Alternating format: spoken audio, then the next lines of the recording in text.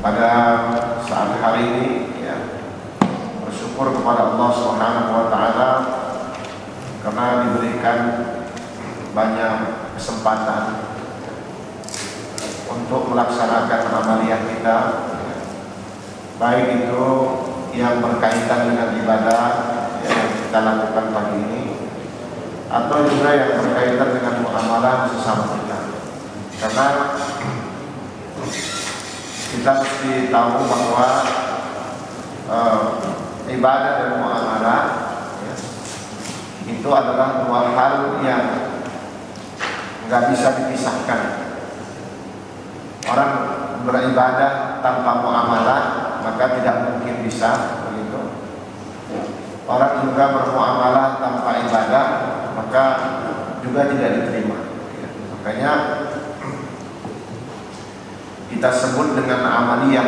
Amaliyah itu maksudnya adalah aktivitas kita ya, di dalam kita melakukan kegiatan-kegiatan kita atau tindakan kita dalam kita melakukan hal-hal yang sifatnya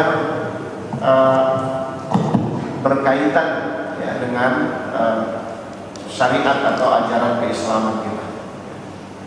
Dan ini kita syukuri ya, karena sampai hari ini kita bisa begitu ya melaksanakan amaliyah kita, dan tentunya kita mendoakan sahabat-sahabat kita ya, saudara-saudara kita, orang tua kita ya, anak-anak kita, kalau ada yang sakit insya Allah disembuhkan, dan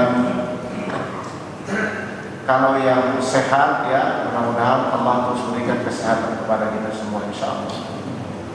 Kemudian selawat dan salam tak lupa kita menunjukkan kepada Nabi kita Muhammad sallallahu alaihi wasallam, karena Rasulullah sallallahu alaihi wasallam adalah uswah dan qudwah kita bersama-sama.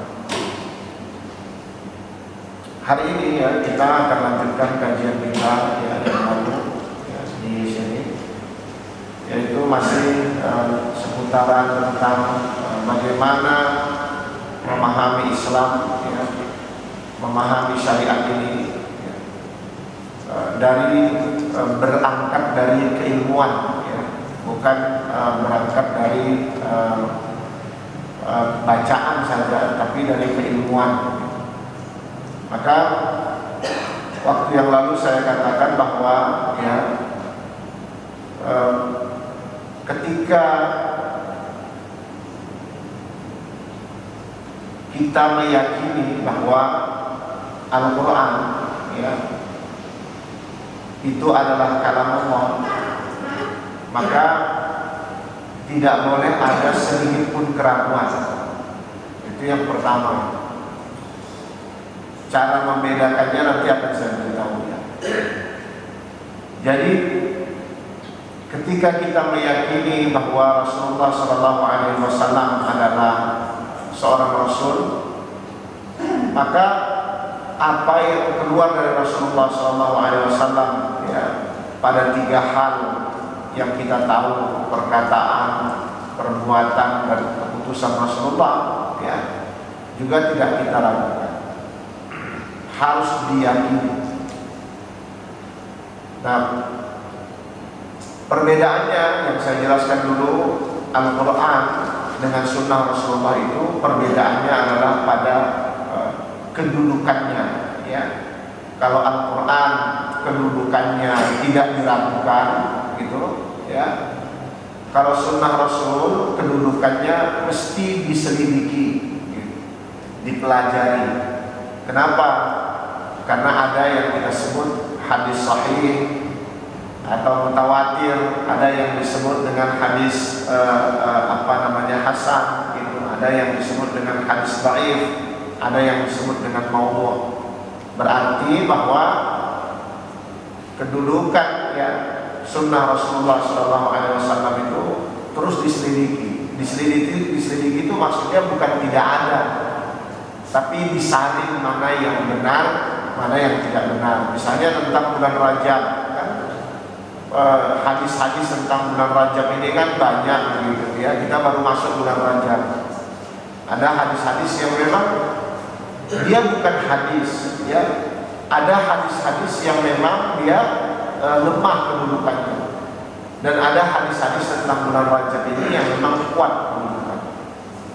Nanti juga misalnya bulan Sya'ban misalnya, ya, juga hadis-hadis tentang bulan Sya'ban misalnya, tentang bulan Ramadan apalagi gitu. Jadi yang dimaksud kedudukan hadis itu mesti dipelajari, ya, bahwa hadis itu bukan tidak ada, tetapi ada, cuma datang kepada kita itu mesti diselidiki.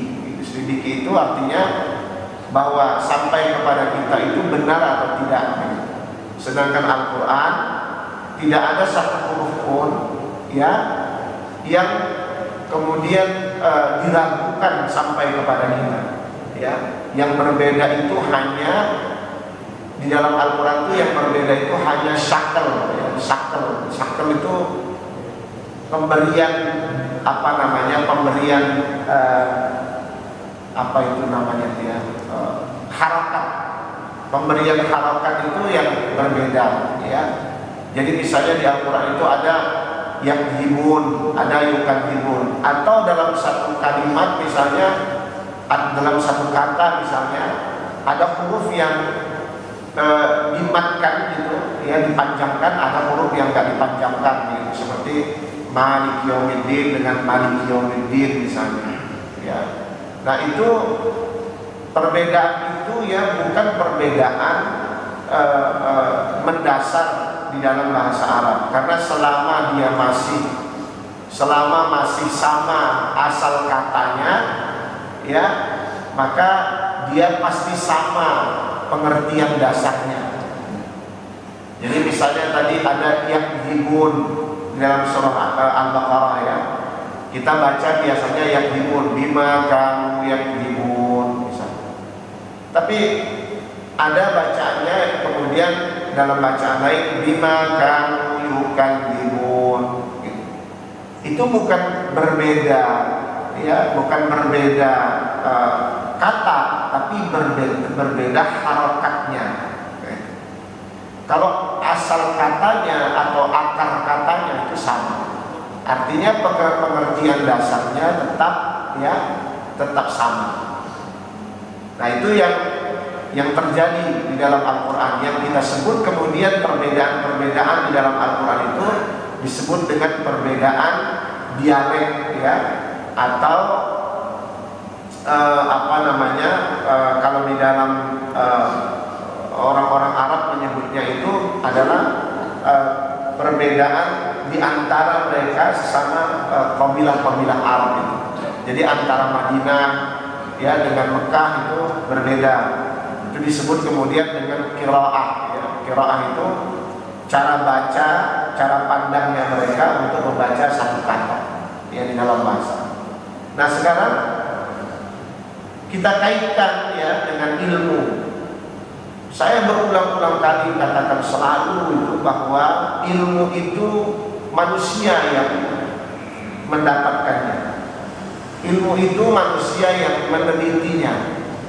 Sesuatu itu kalau sudah menjadi ilmu berarti ada campur tangannya manusia. Itu ilmu. Maka kemudian kita harus bedakan antara sumber, itu saya bilang yang lalu, dengan ilmu. Kalau ilmu itu diambil dari sumber kekuatannya, dasarnya, hujahnya, ya, baru diteliti, baru kemudian dikeluarkan, dihasilkan menjadi sebuah ilmu. Nah itu yang sering sekali tidak kita tidak kita perhatikan betul, ya. Misalnya apa yang saya sampaikan ini ilmu. Jadi misalnya tadi saya sampaikan misalnya setelah melakukan penelitian tentang qiraah misalnya, ada bacaan yang berbeda, itu ilmu. Itu sudah campur tangan manusia. Ketika campur tangan manusia itu, ya, kemudian masih sesuai dengan syariat, maka syariat menerimanya. Tapi ketika ilmu itu tidak sesuai dengan syariat, maka syariat pasti akan menolaknya. walaupun ilmu itu bercampur dengan hujjah, dengan dalil. Misalnya contoh ya, misalnya dalil tentang tentang bulan Rajab itu kan kalau puasa 1 hari di bulan Rajab seakan-akan dapat pahalanya kan besar sekali pahalanya ya.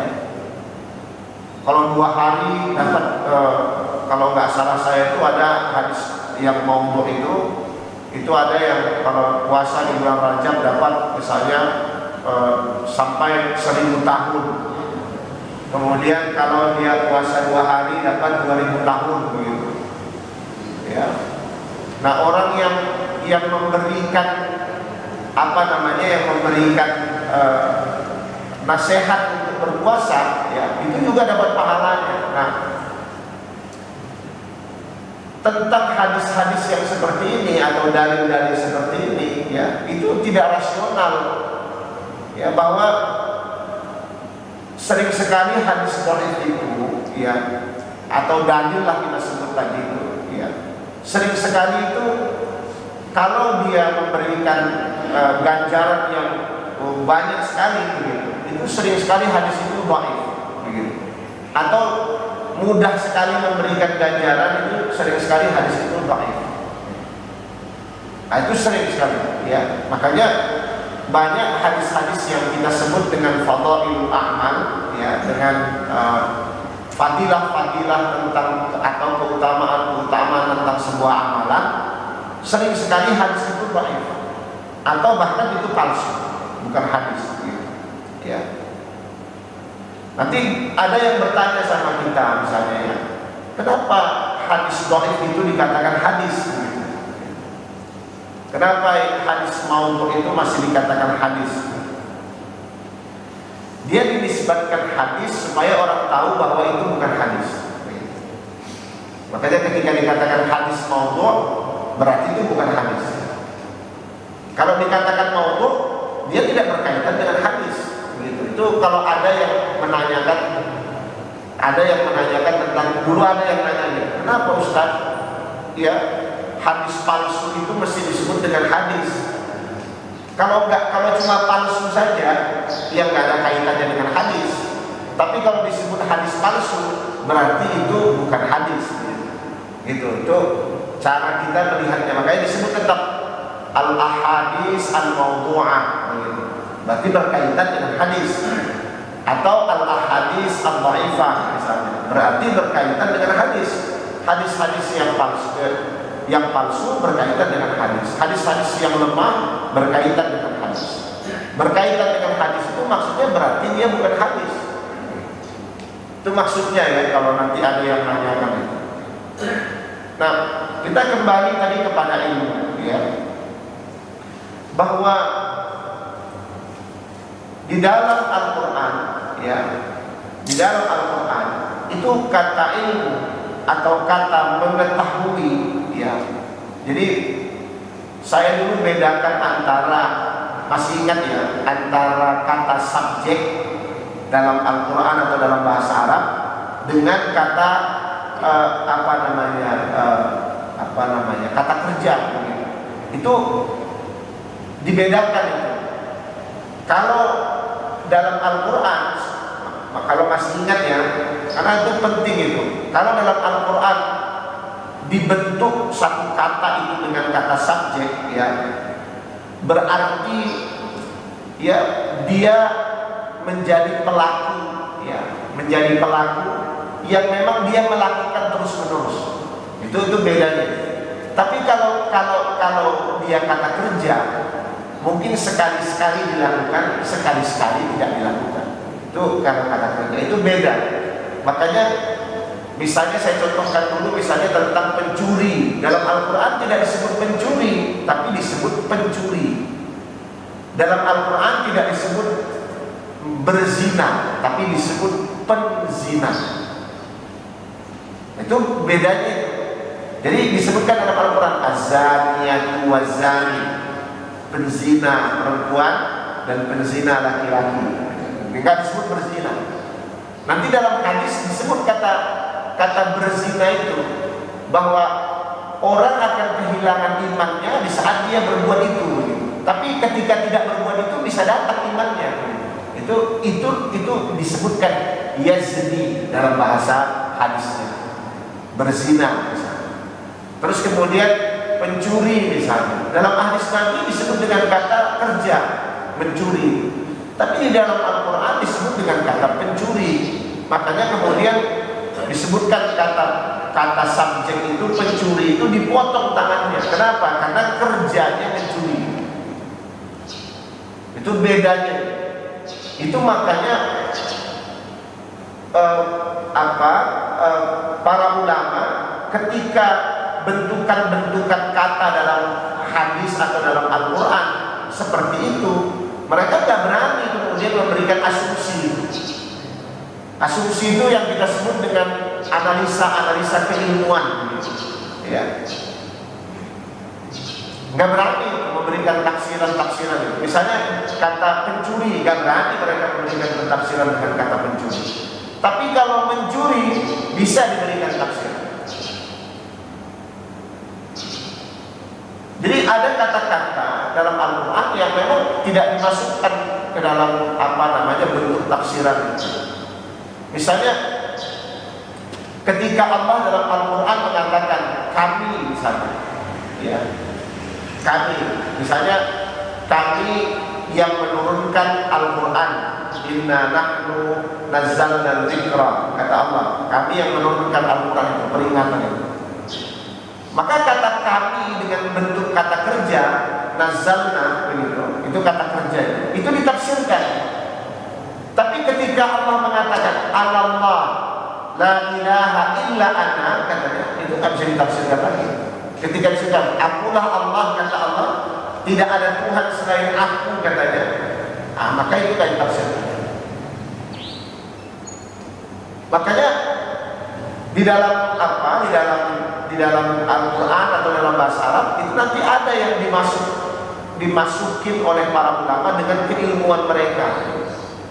Nah, ketika dimasukkan dengan keilmuan itu, maka akan menjadi pengetahuan yang sudah bercampur tangan, ya, yang sudah ada campur tangan manusia. Apa hasilnya kalau ada campur tangan manusia? Maka hasilnya pasti terjadi perbedaan. Jadi misalnya tadi ketika disebutkan, kenapa bentuknya itu misalnya kami menurunkan, apa pengertiannya? Kenapa Allah, kan ada pertanyaan, kenapa Allah masih membutuhkan malaikat untuk menurunkan Al-Quran? Itu ada pertanyaan begitu. Kenapa enggak Allah aja langsung? Tapi kenapa ketika Allah berbicara kepada Nabi Musa, Allah enggak pakai kata kami? Itu kan makanya ditafsirkan. Wa kallamallahu Musa taklima. Allah berbicara kepada Musa, ya, dengan beberapa kalimat. Itu maksud saya itu ditafsirkan tapi dalam bentuk kata kerja. Makanya kemudian menjadi tafsiran-tafsiran.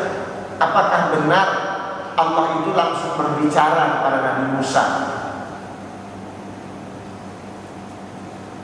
Nah, makanya ketika pengetahuan ini ada pada para ulama dengan kata-kata yang mereka lihat di dalam bahasa Arab, maka akan terjadi perbedaan. Misalnya penggambaran surga, penggambaran neraka,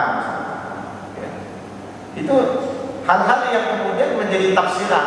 Apalagi yang berbentuk hukum, pasti menjadi sebuah tafsiran di dalam Al-Quran. Makanya Al-Quran ini kan di sini kan bagus ya, ada pengajian dibuka Al-Quran. Tapi mesti tahu dulu ketika kita membuka Al-Quran, itu yang dilakukan oleh ustadznya itu tafsir, ya, atau bukan. Kalau dia tafsir berarti dia ilmu. Makanya banyak di antara kita yang terjebak pada hal-hal yang seperti itu. Artinya kemudian jatuh ke dalam kefanatikan. Kenapa? Karena terjebak pada pola tafsir, ya, seseorang, ya, yang kemudian dalam pikiran kita benar, dalam pikiran kita. Makanya ada benarnya kata Aristoteles itu, ya. Kan Aristoteles itu mengatakan begini, bahwa akal manusia itu tidak berhenti. Itu yang pertama disebut.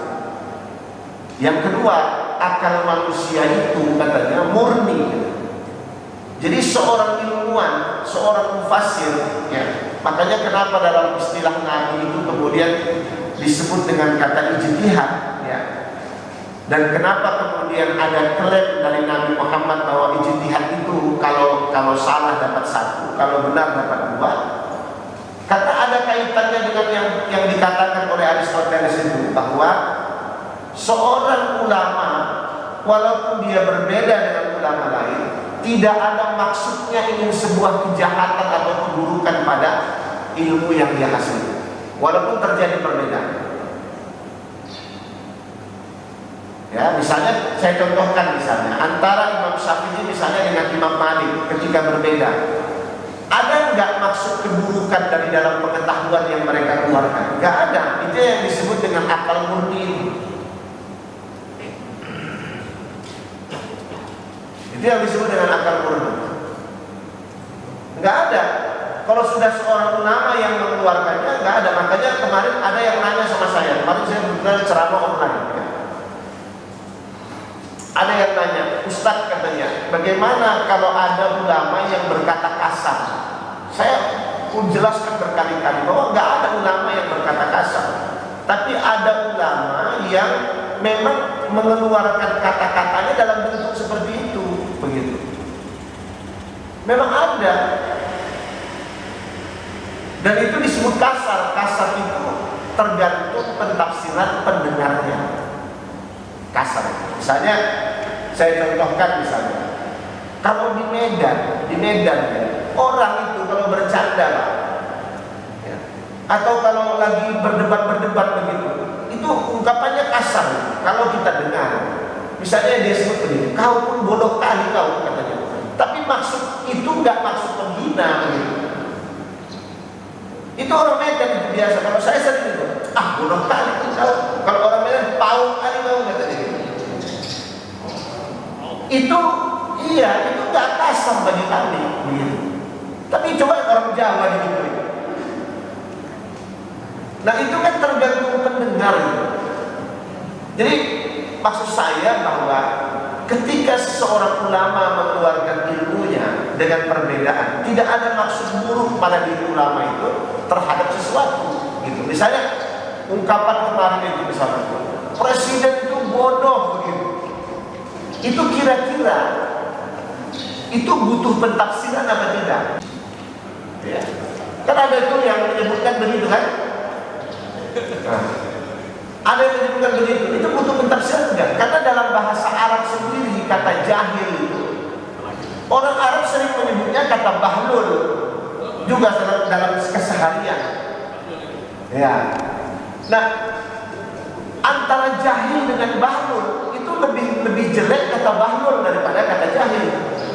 Kalau dalam ungkapan, karena orang jahil itu kalau diterjemahkan dengan kata bodoh, kita pun punya kata-kata yang disebut dengan misalnya masa bodoh, begitu.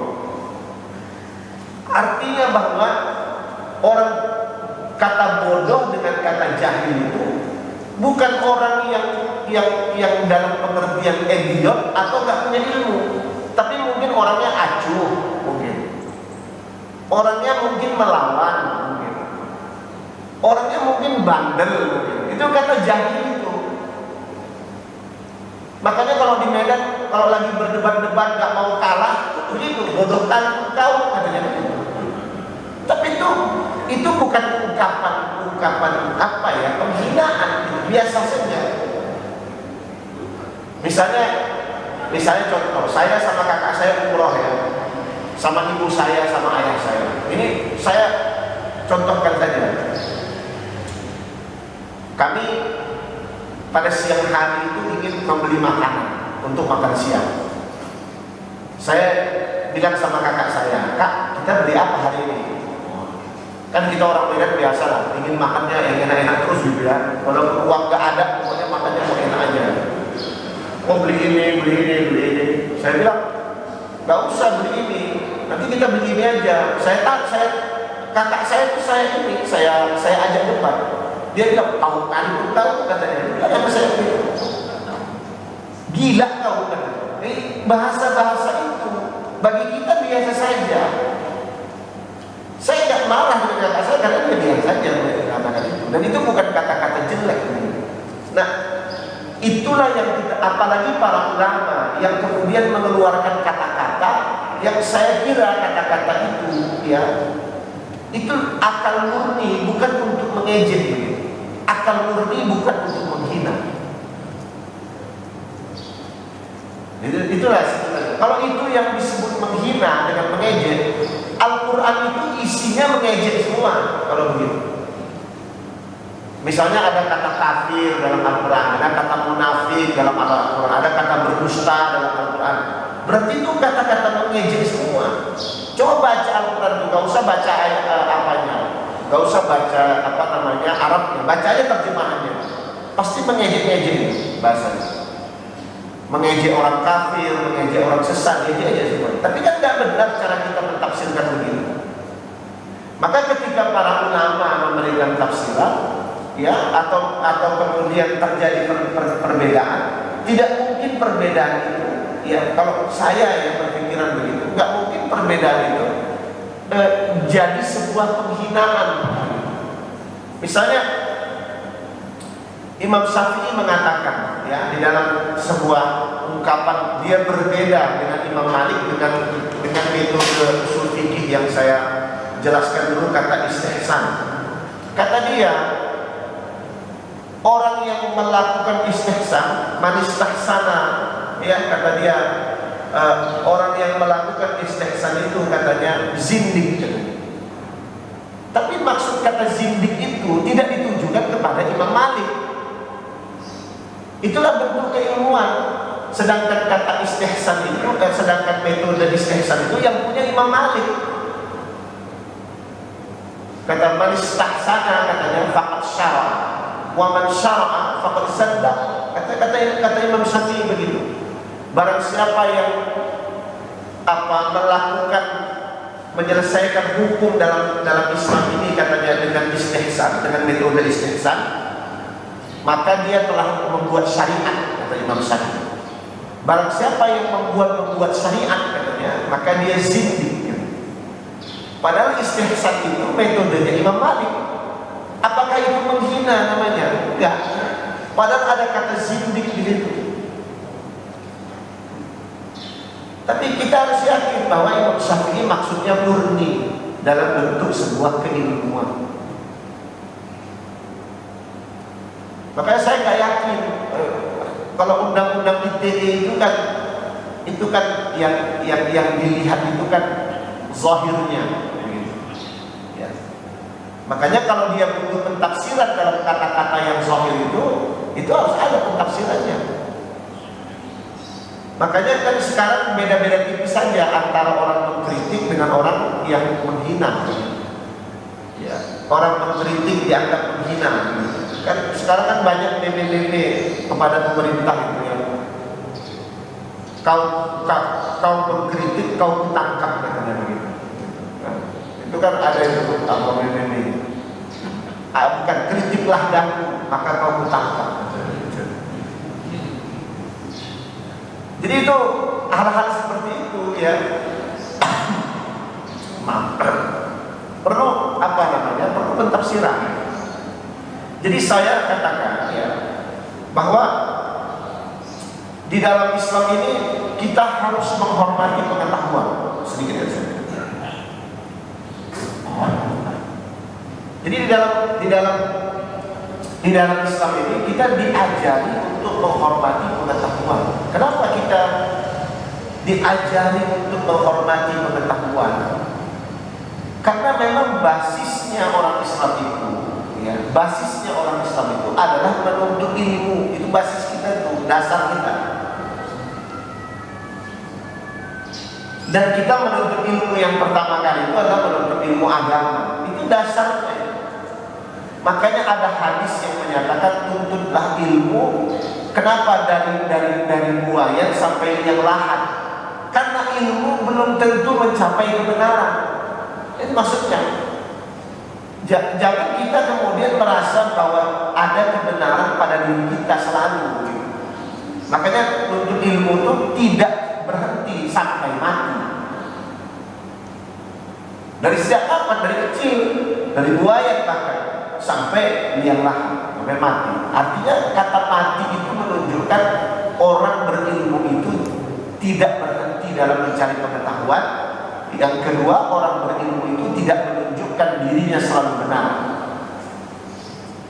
Makanya ketika itu terjadi, ya, ketika orang yang menuntut ilmu itu, kalau kita kait-kaitkan hadis-hadis tentang menuntut ilmu ini, misalnya Allah Rasul katakan orang yang menuntut ilmu itu sayapnya malaikat itu melindunginya dalam setiap perjalanan yang menuntut ilmu. Itu. Jadi kalau kita kait-kaitkan itu bahwa orang menuntut ilmu itu mulia, itu yang pertama. Yang kedua, orang yang mau menuntut ilmu itu pikiran kotornya nggak ada sebenarnya.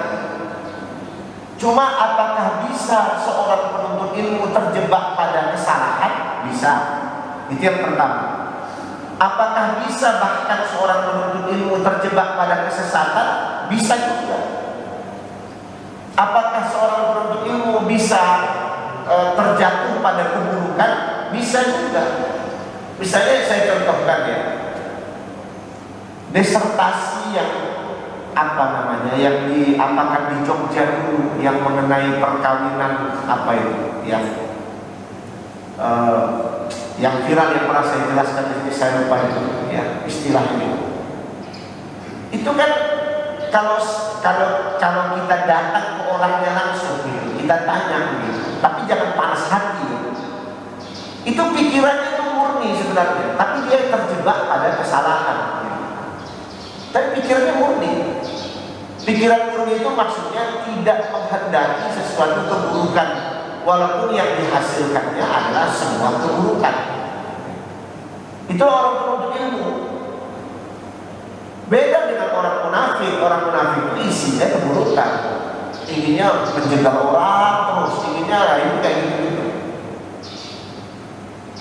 Makanya sesuatu yang saya katakan dulu, sesuatu yang dihasilkan dari keburukan, misalnya perpolitikan, ya, perpolitikan itu kan buruk, saya katakan dulu itu, hasilnya juga tidak baik. Ya.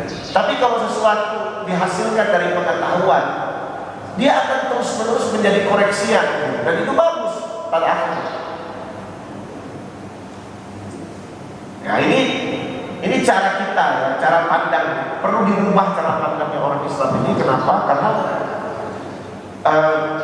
saya katakan yang lalu, kita tidak mampu membedakan mana ilmu, mana yang bukan ilmu. Gitu. Itu yang sayang sekali itu sebenarnya bagi umat Islam. Ya, makanya kedepannya tidak boleh ada lagi umat Islam yang tidak mampu membedakan mana ilmu, mana bukan ilmu. Makanya kalau orang mengeluarkan pendapatnya, kita nggak usah marah gitu. Misalnya contoh ya, sekelas Profesor Mahfud MD gitu ya, itu kan banyak kontroversial bicaranya. Di satu sisi dia bilang kalau misalnya pemerintah bilang nggak benar begini, sama dengan misalnya itu kan rekaman digital itu kan nggak bisa hilang gitu. Nanti di satu sisi dia seakan-akan bertentangan dengan pernyataan sebelumnya begitu. Apa yang mesti kita perhatikan dari itu? Ya, ini Pak, saya contohkan ya. Kalau saya tidak pernah berbicara dengan Bapak di sini, satu orang misalnya, tidak pernah berhadapan begitu, ya. Kemudian Bapak membuat sebuah kontroversial di luar sana, itu sisi negatifnya lebih besar datang kepada saya. Begitu. Tapi ketika kita ketemu orangnya, ketika kita berbicara, mungkin ada sisi positif yang kita dapatkan dari dia. Itulah makanya kenapa dalam Islam itu butuh pertemuan. Jadi bukan harus bertemu, baru kita tahu ada sisi positifnya. Mungkin ya itu bagi saya ya, jangan ikuti ya pendapat saya. Karena ini ilmu, saya katakan sekali lagi, bisa salah, bisa benar ya. Mungkin ya dulu Mahfud MD ini karena belum di pemerintahan, dia belum ketemu orang di pemerintahan. Ketika ketemu orang di pemerintahan, ketemu presiden, ya betul juga presiden itu mungkin begitu. Kita kan nggak pernah ketemu presiden, jadi kita nggak pernah bilang betul juga presiden. Nah bisa aja itu terjadi, tapi itu kan ilmu. Bisa saja dia benar, bisa saja dia salah. Orang itu kalau bertemu itu pasti luluh begitu. Mau setinggi apapun kemarahannya begitu, itu insya Allah luluh. Kalau udah bertemu, tapi kalau belum bertemu sulit itu. Makanya orang Islam diajarkan, saya katakan dulu itu tidak boleh berburuk sangka. Atau orang Islam diajarkan tidak boleh berprasangka. Baik itu prasangka baik atau juga prasangka buruk. Itu yang saya pernah bilang dulu. Makanya kita tidak diajarkan itu berprasangka.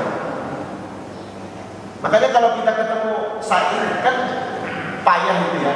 Saya pernah cerita, ada seseorang yang mengkritik saya, tapi dia nggak pernah ketemu sama saya. Cuma dia punya rekaman digital saya. Dia dengar ceramah saya, dia nggak pernah ketemu saya. Ada seorang ustadz itu, nggak pernah ketemu. Dia hujat saya, dia WhatsApp, dia SMS saya. Waktu itu belum ada WhatsApp, dia SMS saya, dia maki-maki saya itu. Ya, karena nggak ketemu.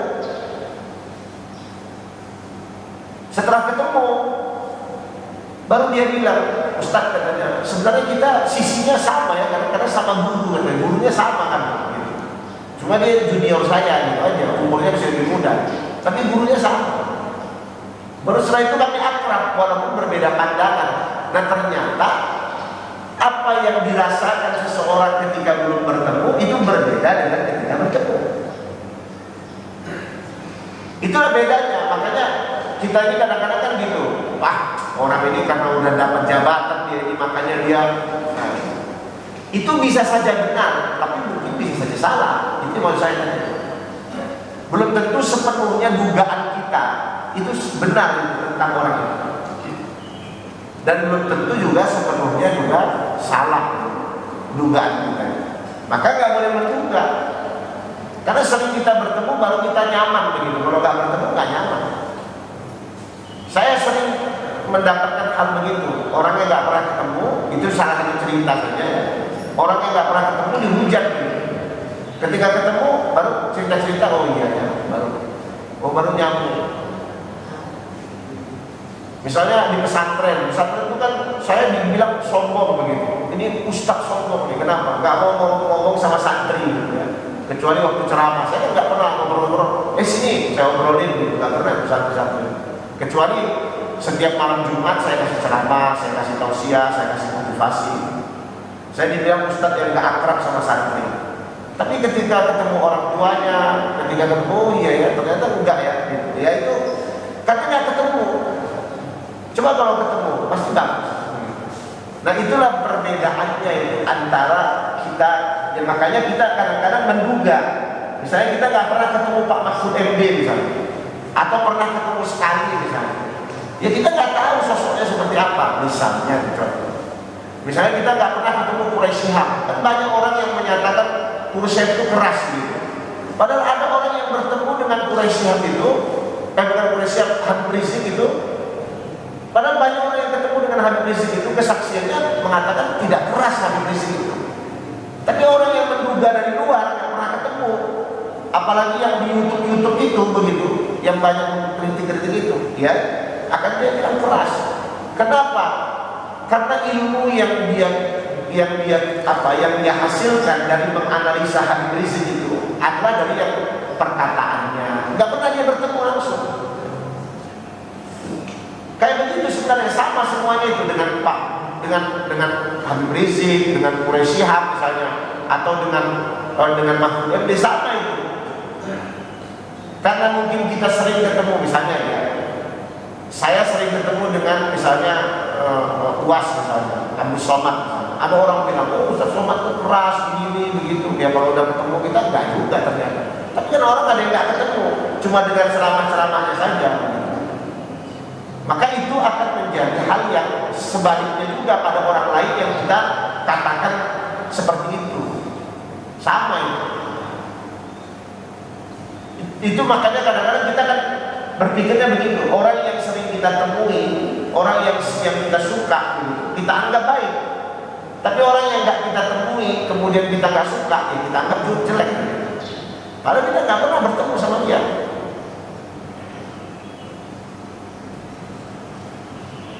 Nah itu harus diapakan ya, dipikirkan. Makanya dalam Islam ini seseorang itu mesti berilmu. Dia mesti tahu dan paham betul dengan apa yang yang dia hasilkan. Dan saya sering katakan para ulama tidak pernah menghasilkan hal yang buruk walaupun mereka berbeda. Ya, wallahu a'lam. Silahkan kalau ada pertanyaan, saya mau.